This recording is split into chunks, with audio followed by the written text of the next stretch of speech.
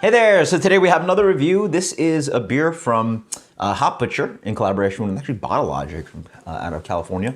And this is Antimatter Manipulator. What a fun kind of abstract label on there. This is a quadruple IPA. I mean, I would call it triple, 12.0. This is Nectaron Columbus Centennial Citrus. Let's try it again. Nectaron Columbus Centennial Citrus Simcoe Mosaic. I don't know all the fun hops in there. I mean, some of the classics, or some of the classic New England ones, along with Nectaron. And this one Columbus to accent things, I guess. So I will say this is not the freshest can. And wow, it did not look like this. So I don't know if you guys see, but there's some chunks in there. Yeah, you guys have chunks in there. Has it really gotten darker? Maybe. I mean, the haze is quite nice, but it's got some chunks in there. This is right under 2 months fresh. So I mean, like, I think for a lot of people that's still good. And then I stored in the fridge the entire time. And it's also like 12%, like, you know, New England IPA. I've heard, you know, good stories about some people aging those other half ones. I mean, in the fridge again, like, you want to keep it fresh. So pretty looking beer. It's got a really deep orange hue to it. It's darker than a lot of your New England IPAs or the ones from Hop Butcher. It comes in a solidly deep gold color, has a sunset orange look to it. Fluffy head. Yeah, I mean, smells spot on. It's got this initial tack of like orange bubblegum. I don't know if that's the thing. Yeah, orange bubblegum, orange creamsicle, orange starburst. A little bit of like fleshy note in there, so there's some of that ripe mango. Smells great. Cheers. I'm curious what their interpretation of triple IPAs versus a quadruple IPA. Wow. Obviously served cold, right out of the fridge. I would not warm this up anymore, but it's there.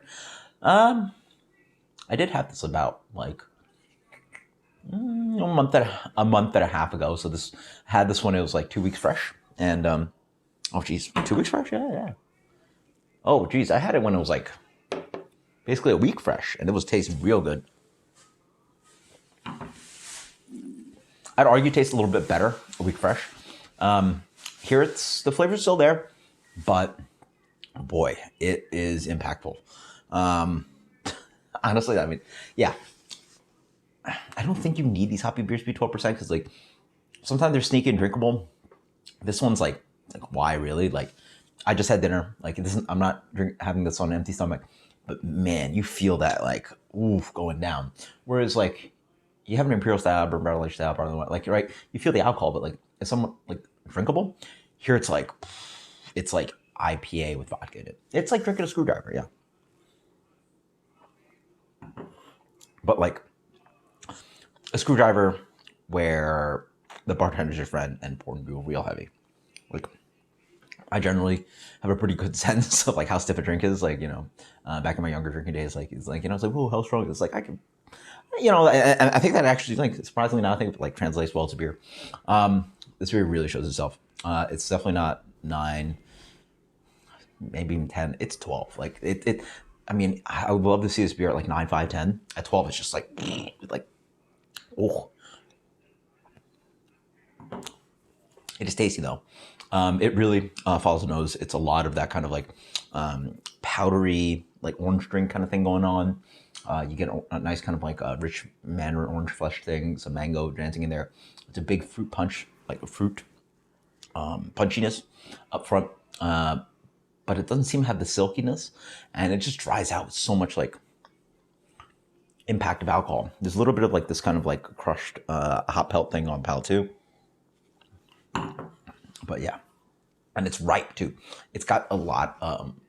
I think the alcohols, like the higher alcohols off this beer, are playing into the fruitiness because it really has this like vibrant, ripe, like perfumey, almost like a Belgian beer. Belgian beers do it very well, where it's like a perfumey kind of alcohol that plays with the esters and phenols very well.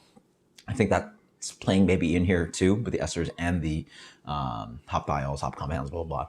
Where the higher alcohols are like really bumping up this like really like sexy, ripe fruit character going on.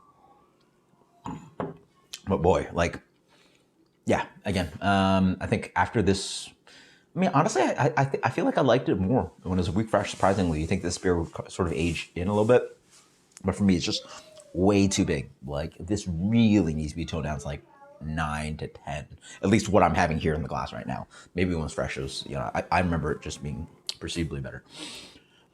Comparing taste and also we always do that. Fresh citrus, correct. Pleasant pine, yeah, that's that kind of like maybe that hop pellety thing I was talking about. Yeah, I could definitely see it. It's like a pleasant like a piney. There's certainly bitterness here, which is balancing. It helps such a big beer, and then tropical fruit for sure. So yeah, big rich fruit bomb. But boy, impression beer. This would be a great flight beer, but I mean, this is a 16-ounce can. You would need to share this with at least at this state 3 people. Like I'm done. Like I've had enough of this one. Like, whew, like I feel like I just took like 3 shots of vodka. Like it really like, whew, like if you get the feels right down there. I mean, impact great, high impression great, drinkability meh. It's also not the best state. I feel like I really tasted a lot better after a week.